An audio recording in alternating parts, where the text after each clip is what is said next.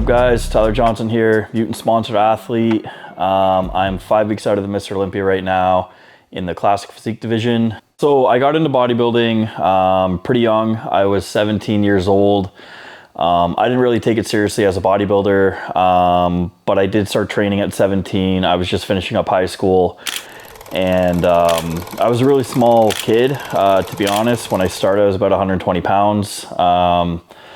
And I was a hockey player, soccer player, and I ended up getting cut from a AAA team, or asked to be a call-up because I wasn't aggressive enough and I wasn't big enough. And that was kind of what like sparked this journey to start training and start getting bigger.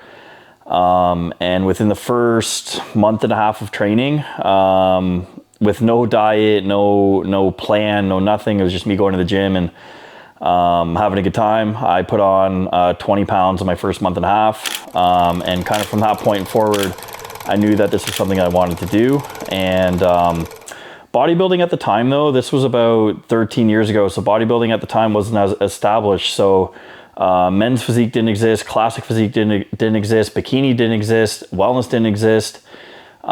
Pretty much at the time it was just bodybuilding, open bodybuilding, and like maybe a couple women's classes like figure and physique. I don't even think physique existed, so I think it was just figure, fitness, and bodybuilding at the time for women.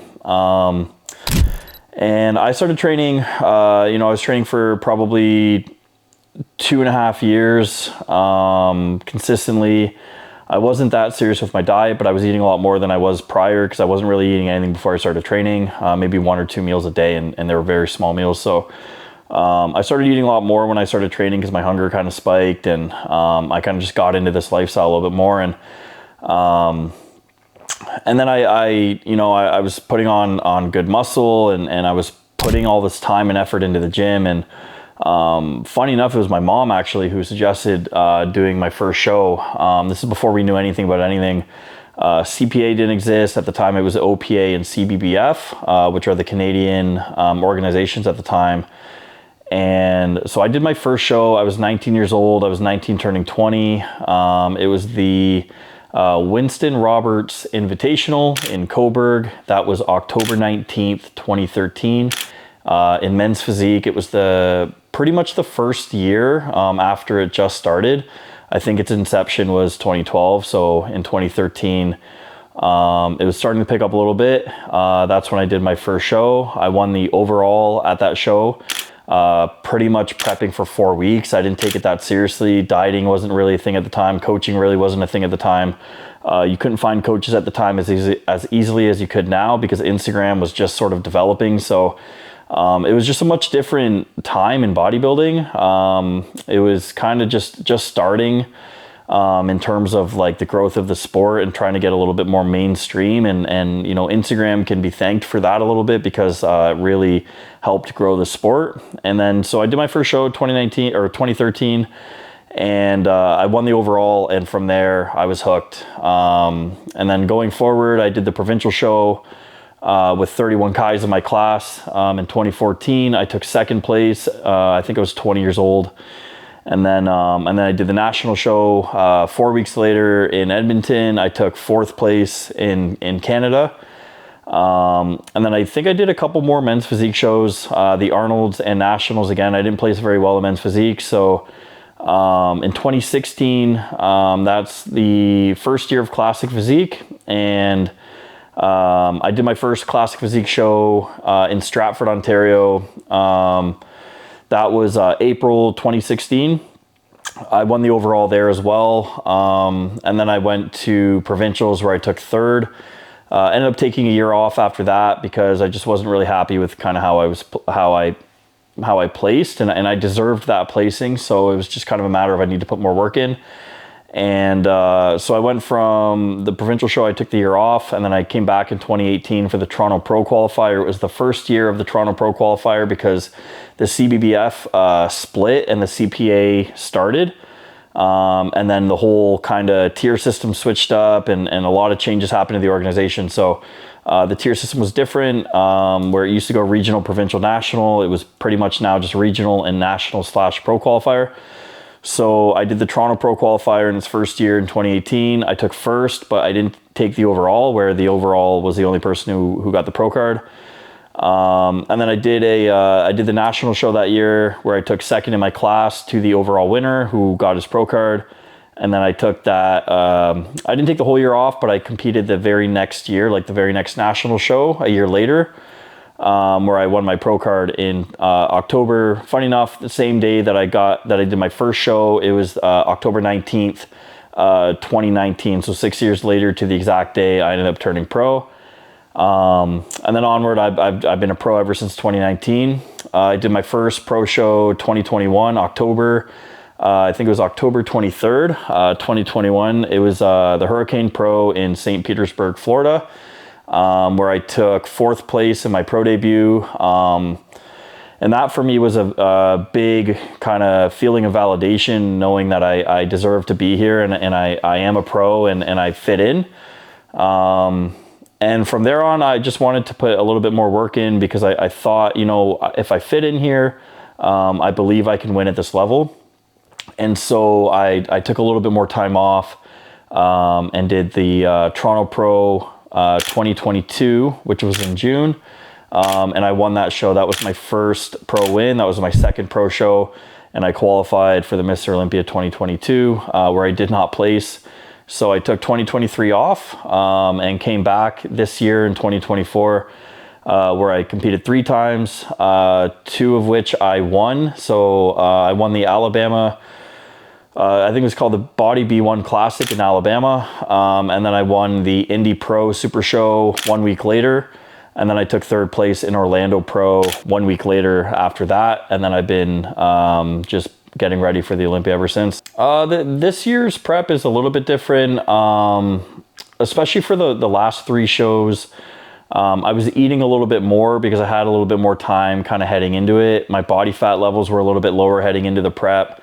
I had a bit of a different approach, you know, working with a different coach, because I worked with a different coach for my pro debut, the Toronto Pro and the Olympia. And then I worked with a different coach for these, just for the Alabama show.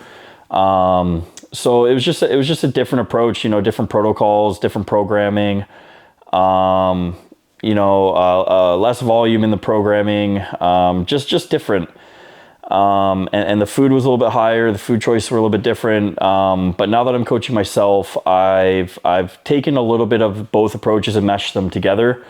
So I'm not eating as low as I used to eat, but I'm eating lower than I was for the last 3 shows, especially because my body's in a different spot. So it's important to adapt to where my body is now.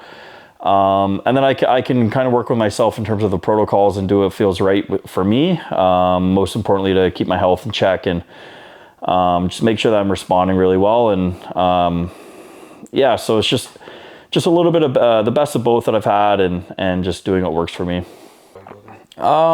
Key people in my journey. I mean, I've worked with good coaches throughout my career.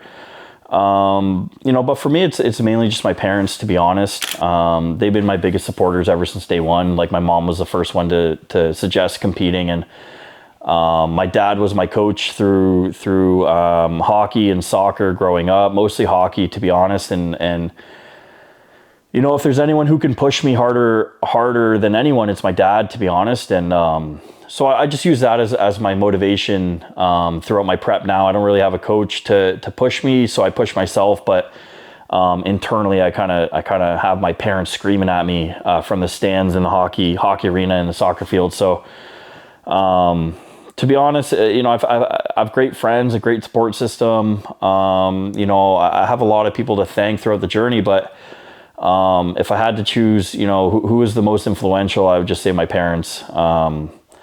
Like I said, I worked with good coaches, but, you know, like, coaches are, you know, are replaceable at the end of the day. And, you know, my parents have been there since day one, and they're my biggest supporters. They're the loudest in every room. And it means a lot to me, to have them in my corner. The main thing going into the Olympia for this prep specifically was coming bigger. You know, after the 2022 Olympia, I really had an idea of how big these guys are and how much size I had to put on. It's very easy to think you're big in the gym, and you know, if you're always the biggest guy in the gym, you think you're bigger than you are, and you're never as big as you think you are. You're never as lean as you think you are. And so seeing these guys at this level was very humbling and motivating. So I just decided to make sure I came in bigger for this, come in tighter than my last 3 shows. I thought my conditioning was not up to my standards, so that's kind of why I took over my own prep, so that I can push myself harder and just bring in, I have a vision of something I want to create, and I have a vision of the physique that I want to bring to stage, and it's very hard to rely on someone else to make your vision come to life. They can't see it, they can't feel it, and whereas I'm creating this vision and seeing it every single day and using this as fuel and using this as an opportunity to work harder and create. So bigger, bring up the lats. That was kind of one of my main focuses, and one of the judges' feedback was bring up my lats, stop training my shoulders, one of the feedback. I want to bring up my arms a little bit, and I want to bring up my hamstrings and my glutes to just fill in that back shot specifically. And at the end of the day, I want to make sure I have no gaps. So, going against the best guys in the world who have crazy body parts, and just look phenomenal, it's important that I'm not giving up any ground and making sure that I cover all bases. Well, this year, so I didn't place in 2022. So this year, the goal is to place top 15. After 16, everyone's tied for 16th. So it's technically last place. Doesn't matter if you're technically 17th or 30th, you're all tied for 16. So my goal heading into this Olympia is getting a placement, getting a ranking, top 15 in the world. That's where I've been shooting for. And, for me, this prep, it's very easy to get comfortable, and especially coaching yourself, it's very easy to want to succumb to the comfort and what you've done before. And, my last prep, I was eating a lot more food. I've had preps where I've eaten, 300 grams of carbs, whereas this prep, I'm already under that.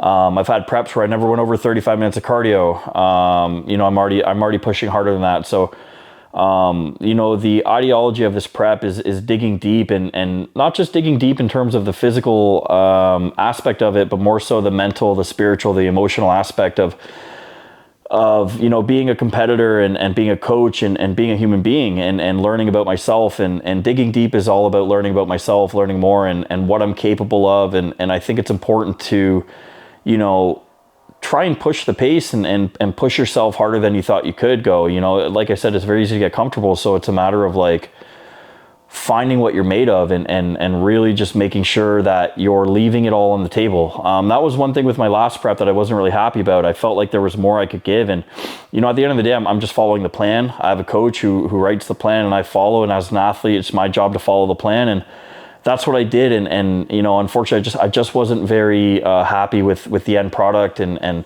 there were a lot, don't get me wrong, I still won my first show. And, but going into India, I felt a lot better about my look after I took over my prep. And so this prep is about even pushing past that. And again, learning more about myself and bringing the absolute best that I can. Because that's, if I don't bring my best, then I'm not placing. So, my mentality going into shows is always, I'm running uphill, as fast as I can go. And I feel like the competition is chomping at my heels. And the second that I slip, the second that I mentally give in to my emotion or the discomfort, as soon as I start to give into that, I feel like I've already lost my placing. I feel like 5 guys have already passed me, because I give everyone the benefit of the doubt. And I think that they're working harder than me, harder than they are, harder than everyone. And so it's important that I don't give up any ground, and I'm just always keeping my eyes forward, my head down, and keeping my feet moving forward. One thing my dad would always scream at me is wheels, wheels, wheels, and it didn't matter how heavy my legs were. It didn't matter how exhausted I was. If there's 30 seconds on the clock, I got to give everything I have. And, I still remember going into the dressing room after the games and just being completely gassed and huffing and puffing. And that's sort of the mentality and the physical output that I want to bring to this prep, and making sure that I just leave it all on the table and don't leave anything a chance.